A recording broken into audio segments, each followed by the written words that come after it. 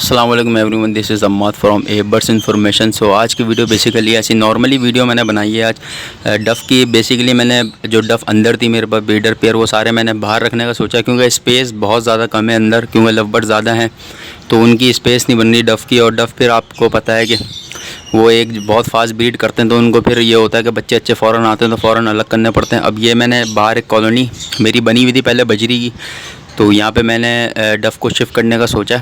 तो ये आपको मैं ओवरव्यू दिखा रहा हूँ कॉलोनी का, किस तरीके से मैंने सेटिंग करी है इसकी। देखें ये सब जो है मैंने इनके पॉट्स वगैरह, जिसके अंदर ब्रीडिंग बॉक्स समझ लें इनके, एक तरीके से ब्रीडिंग प्याले टाइप के जो होते हैं इनके, जिसके अंदर ब्रीड करते हैं ये, वो मैंने स्क्रू के ज़रिए से मैंने वो इधर फिक्स कर दिए हैं सारे। और इससे ये होगा कि ये गिरेंगे भी नहीं, और बच्चे जब इनके अंदर आएंगे तो हिलेंगे जुलेंगे तो बच्चे ज़्यादा गिरेंगे भी नहीं नीचे। और दूसरी बात, लोग पूछेंगे कि आपने ऊपर के साइड पे कॉलोनी काफ़ी बड़ी है, तो ऊपर के साइड आपने क्यों नहीं वो डाला कि मतलब इसकी जो नेस्टिंग है ऊपर क्यों नहीं रखी, इनके जो पॉट्स वगैरह हैं। क्योंकि डफ़ के बच्चे देखें बहुत जल्दी ना वो हो जाते हैं, समझ लें कि बहुत जल्दी बाहर निकल जाते हैं अपनी ब्रीडिंग जगह से, ना नीचे आ जाते हैं। पेरेंट्स जो इनको नीचे भेज देते हैं ताकि वो दोबारा ब्रीड कर सकें। उसका एक कुदरती सिस्टम है डफ़ का, आपको पता है कि बहुत जल्दी ब्रीड करते हैं ये लोग, तो इस वजह से बच्चे बहुत जल्दी कम उम्र में ही नीचे भेज देते हैं बच्चों को अपने। तो अब मैंने स्पेस इतनी रखी है कि बच्चे यहाँ से कूदे में तो कुछ मसला ना हो। लोग जो कॉलोनी बनाते हैं काफ़ी ऊपर स्पेस बनाते हैं, मतलब बर्ड्स की जो जगह बनाते हैं ब्रीडिंग वो काफ़ी ऊपर बनाते हैं, स्पेस बहुत होता है बीच में। तो उससे ये होता है कि जब बच्चे कूदते हैं नीचे तो वो मर भी जाते हैं कुछ गिरने के बाद, और कुछ ऐसा होता है कि ज़्यादा नीचे आए तो फिर कभी जब बड़े होते हैं वापसी अपनी जगह पे जाना चाहते हो जा भी नहीं पाते। अब मैंने सिस्टम ऐसा बनाया है कि नीचे भी आ जाएं और ऊपर भी खुद जा सकता हूँ इजीली, ऐसा कोई मसला नहीं होगा। अब ये देखें, ये मैंने 5 जो हैं पॉट्स लगाए इनके, एक लास्ट में लगाया और 4 जो है वो मैंने यहाँ पे लगाए, क्योंकि 4 पेयर हैं मेरे पास डफ़ के। बाकी 2 पेयर जो थे वो मैंने अभी सेल आउट कर दिए थे, क्योंकि स्पेस की कमी की वजह से वो ब्रीडर पेयर मुझे सेल करने पड़े, क्योंकि स्पेस बिल्कुल भी नहीं था।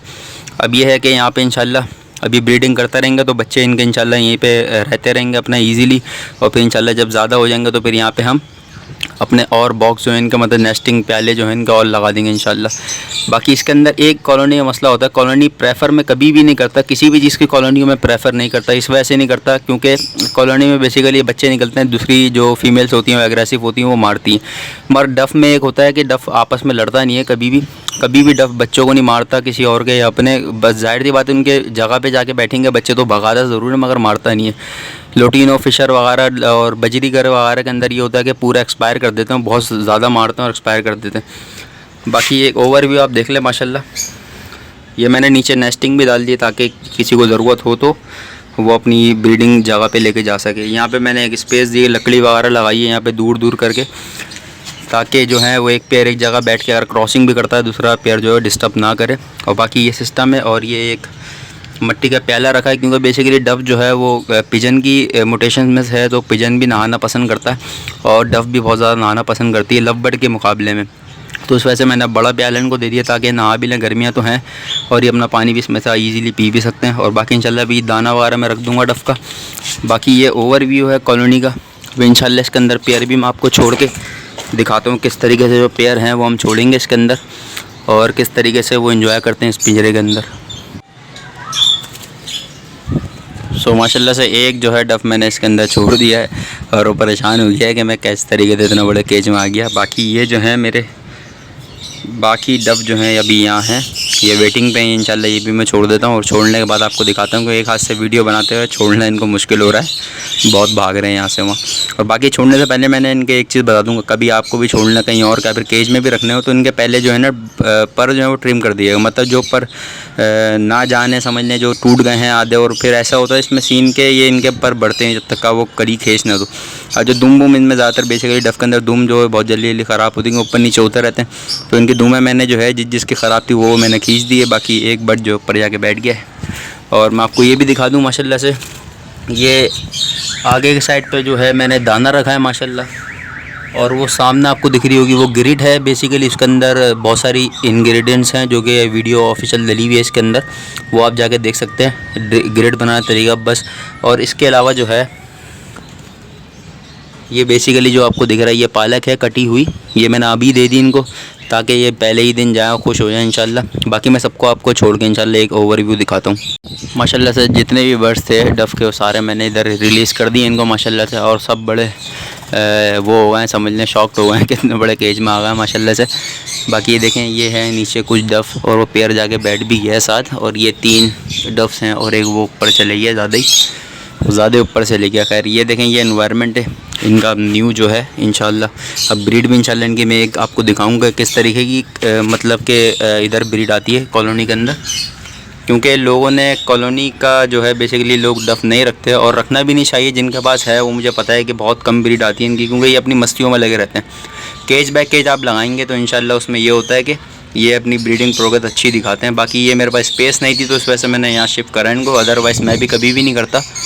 और बाकी ये वैसे ही मैंने शौकिया रखे हैं, ब्रीडिंग पर्पज़ के लिए तो है नहीं, वो ब्रीडिंग करते हैं अलग बात है, मगर शौकिया है मेरी। ये बहुत मासूम सा परिंदा है। और ये है ऊपर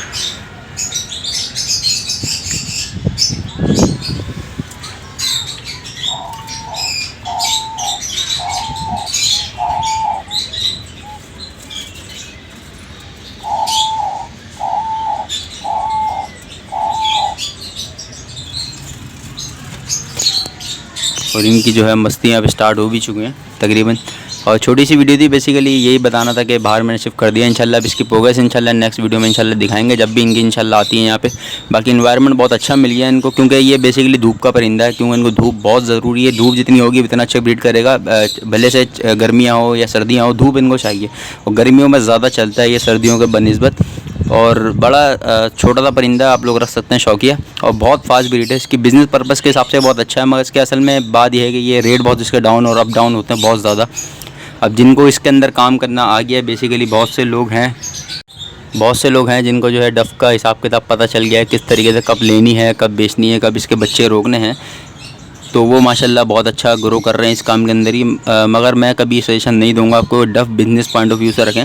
शौकिया रख लें 1 2 3 डफ के पेयर, 10 डफ के पेयर, उससे ये होता है कि आपका एक तरीके से प्रॉफिट भी आता रहता है। मगर ये होता है कि कभी जब इसके रेट गिरते हैं तो फिर ऐसे गिरते हैं कि अल्लाह माफ़ करे। बाकी इंशाल्लाह वीडियो अच्छी लगे तो लाइक ज़रूर कीजिएगा, शेयर ज़रूर कीजिएगा और सब्सक्राइब ज़रूर करें। इंशाल्लाह नेक्स्ट वीडियो मिलते हैं। अल्लाह हाफ़िज़।